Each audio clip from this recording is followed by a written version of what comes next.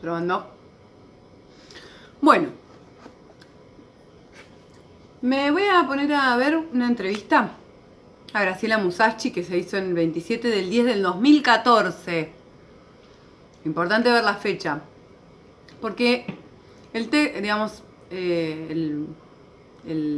título, digamos, de esta jornada o de esta entrevista dice Bordes de lo femenino, sexualidad, maternidad, mujeres de hoy, con las presencias de Miquel Basols. Esto puede llegar a ser presidente de la MPL, de la MP, la MPL. Bueno, no sé qué. Esto debe ser la portada del libro de ella. Bueno, no importa. Voy a ver eso. Voy a ver a Gabriela Musacchi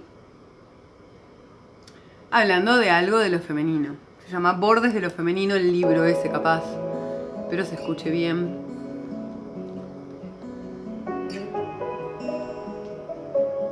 Analista, miembro de la Escuela Orientación Feminismo. Yo podría decir hoy que no, existen los feminismos. Pero incluso eso me parece que hay que relativizarlo, porque me doy cuenta de que las grandes feministas de los años 90 ya no se nombran a sí mismas feministas, ya son teóricas de los problemas del sujeto o de los problemas de la comunidad.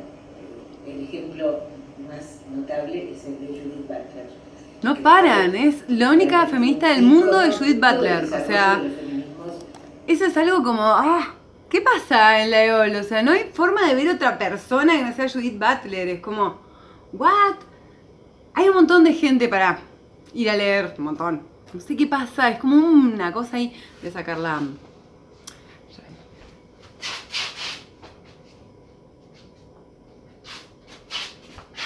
¡Lista! Bueno, voy a decir. De los 80, 90, y ella se dedica más bien a hacer otra cosa que lo que se entendía por feminismo.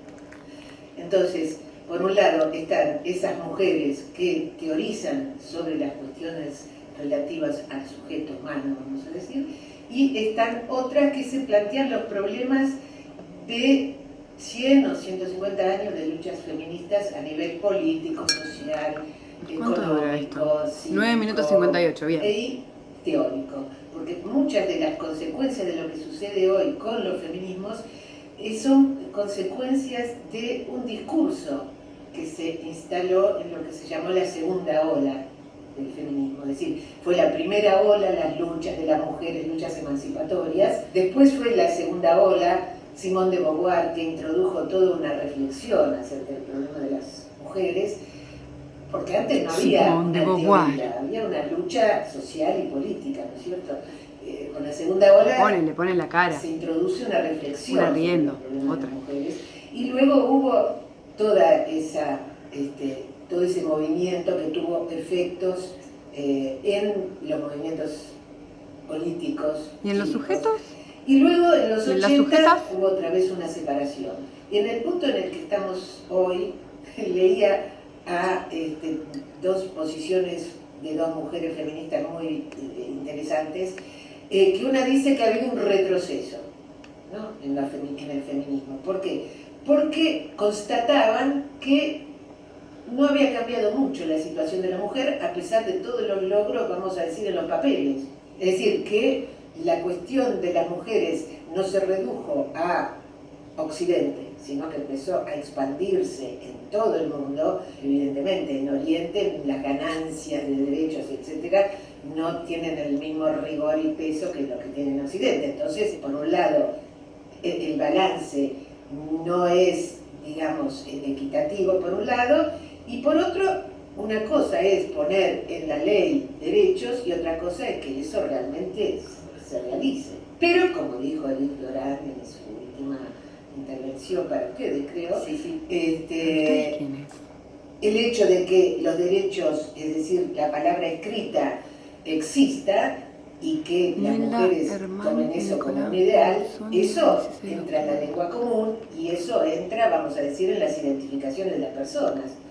En Occidente, por ahora. Es decir, que eso ha tenido efectos digamos, reales. Pero para las feministas evidentemente no son suficientes porque piensa que Hay un dos retroceso. comentarios. El de Al Paul revés, Bourdieu. otra muy famosa, McKinnon, habla del feminismo Catherine inmodificado. McKinnon. Es decir, tenemos que seguir luchando por las mismas reivindicaciones. Ahora bien, ¿es un problema social el que se plantea cuando se dice retroceso? Eso es una o buena pregunta. inmodificado? Es una buena pregunta. Esa pregunta tiene que ser dicha de esa manera para mí. ¿Esto es un problema social? Esa pregunta no tiene que obviarse. Es una pregunta de investigación. ¿Es un problema social? Para que entonces pensemos también qué sería subjetivo, qué podría ser subjetivado. Si hay algo que se subjetiviza, hay algo que empieza a formar o a ser parte de esos seres humanos de esa época. Esa es una pregunta que es de base. No, es un problema del sujeto como tal, como Bueno, lo ella ya se concebimos en el posiciona psicoanálisis. rápido. Y yo creo que la ¡Psicoanálisis! tesis de una feminista que sigo admirando, que se llama Rosy Braidotti. Bueno, voy a tener que leer a Rosy Braidotti. Lacaniano incluso. Mira vos. ¿Por qué las mujeres no quieren ser libres? Es interesante, ¿no es cierto? Una Es muy feminista interesante. que diga... ¿Por qué eso, las mujeres no quieren ser libres? Toda una lucha de 150 o 200 años ha sido para que la mujer se libere. Pero, ¿y cuál es el problema? problema? Está en la palabra liberación, evidentemente. Pero ella lo que constata es eso, que hay una resistencia que es del sujeto. Y creo que las más lúcidas como Butler y otras se dan cuenta de que ya no se trata de ponerse en contra del patriarcado o en contra de los hombres o en contra de la sociedad, sino que hay un problema en el sujeto. Y otra muy interesante que se llama Teresa de Lauretis, que es la que... Hay que ver si los problemas del sujeto, o qué es el sujeto entonces. El sujeto que es un ente, que es como una pera, viene de, ¿entendés? Tipo, ¿cómo? El sujeto ya vino. El sujeto no tiene nada de la época. Nada. Es como, es del sujeto. Bueno, sí, pero decir que mayormente es cómo se subjetiva una época es nombrar una parte de la contradicción. Pero no significa, aunque estemos priorizando y queriendo ver esa parte, no significa que entonces, por ser parte, está la otra, que es la cultura que entonces es la época, la forma que toma la cultura en esa época, con esos ideales, con esos discursos. Son sujetos de época, somos sujetos de época. No es uno sin el otro. Entonces es como que, viste, me parece que necesitamos de los dos estudios. Todo el tiempo nutrirse. No sé. Inventó el término queer. Queer. Una cosa que es muy divertida. Primero que ya está en contra de su propia invención, es decir, piensa que la cosa ya no pasa por ahí. Es decir, el multiculturalismo que promovió las diferencias de los grupos humanos. Todos los grupos tienen el mismo valor. Y eso también es lo que el movimiento queer pone en juego. Queer. Somos todos diferentes y tenemos el mismo valor, pero ahí fueron creando conjuntos. Están los travestis, los transexuales, los etcétera. Y lo que constata Teresa de Lauretis es que el multiculturalismo lleva a algo que ellos habían rechazado, que era el esencialismo. Por más que se quieran agrupar, se producen diferencias a veces irreconciliables. Otro punto de contradicción. De contradicción, no sé, digamos, otro punto que muestra dos caras de la misma moneda, me parece.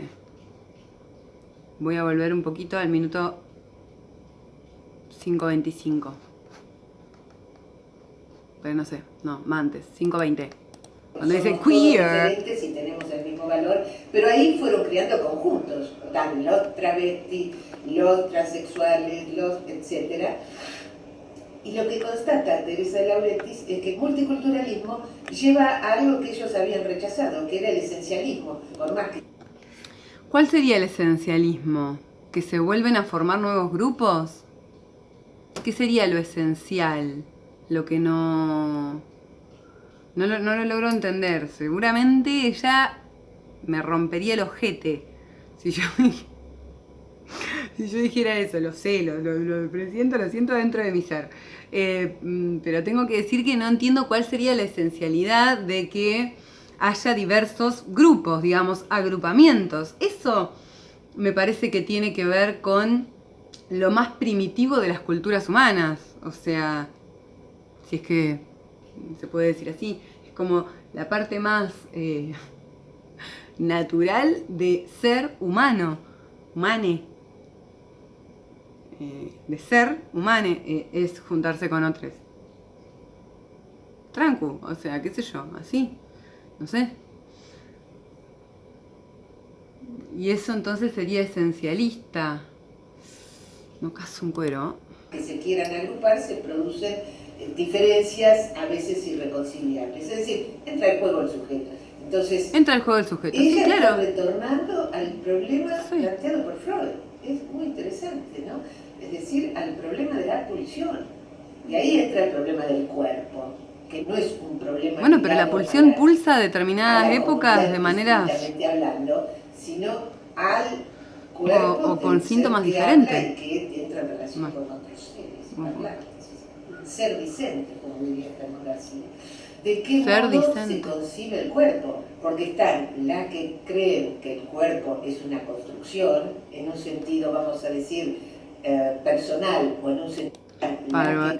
¿Hay registro en los feminismos acerca de que una mujer puede ser síntoma de otro cuerpo?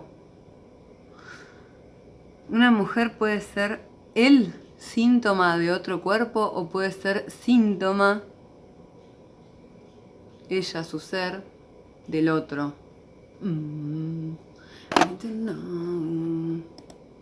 Creen que el cuerpo es una construcción, en un sentido, vamos a decir, personal o en un sentido social, uno es dueño de su cuerpo.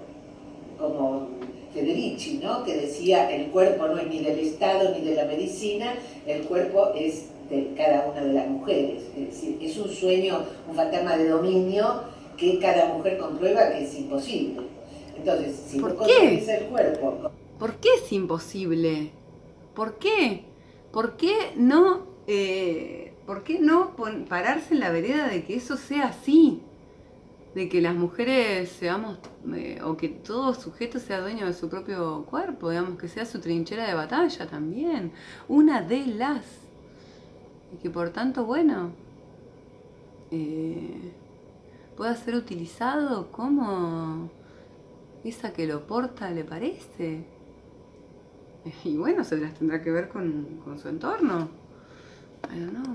Con un objeto que vos podés dominar, está fuera de juego el problema de la pulsión y del síntoma.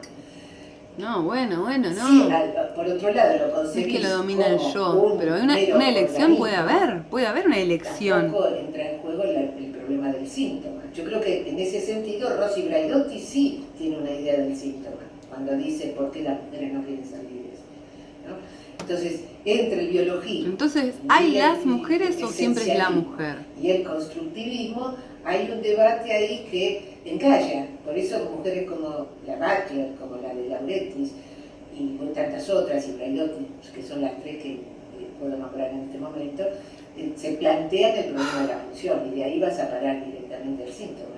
En cuanto a la relación hombre-mujer, vamos a ver a la relación entre los sexos. Eso ha pasado por muchas vicisitudes, desde un comienzo donde las mujeres se identificaban a los hombres, vamos a decir, y no estaba en cuestión ninguna rivalidad, hasta luego, por las luchas feministas, a la rivalidad con los hombres como consecuencia de todos los lugares que las mujeres fueron... Por las luchas feministas, no porque las luchas feministas surgieron por una opresión. Esa parte como que quedó obviada. En lo concreto, ¿qué se ve? Es muy divertido. La otra parte, ¿no? Como se ve el efecto de las luchas feministas. ¿De qué? ¿Qué tenemos? Hombres que cocinan, hombres que recomiendan productos de cocina, hombres que se jactan de haber aprendido a manejar un lavarropas, ¿no? Es decir, que estamos en el revés de la trama. ¿Eso habla algo de la diferencia de sexual? No se trata de la heterosexualidad. Se trata de otra cosa cuando hablamos de Bueno, violencia entonces sexual. digámoslo Cuando siempre, hablamos se de trata de otra violencia. cosa. En este momento se ha producido eso. Ya no, digamos, las mujeres hacen uso de sus derechos, usufructúan de eso si pueden, los hombres, digamos, ocupan el rol inverso, pero el síntoma, aquí estamos nosotros todavía. Si lo real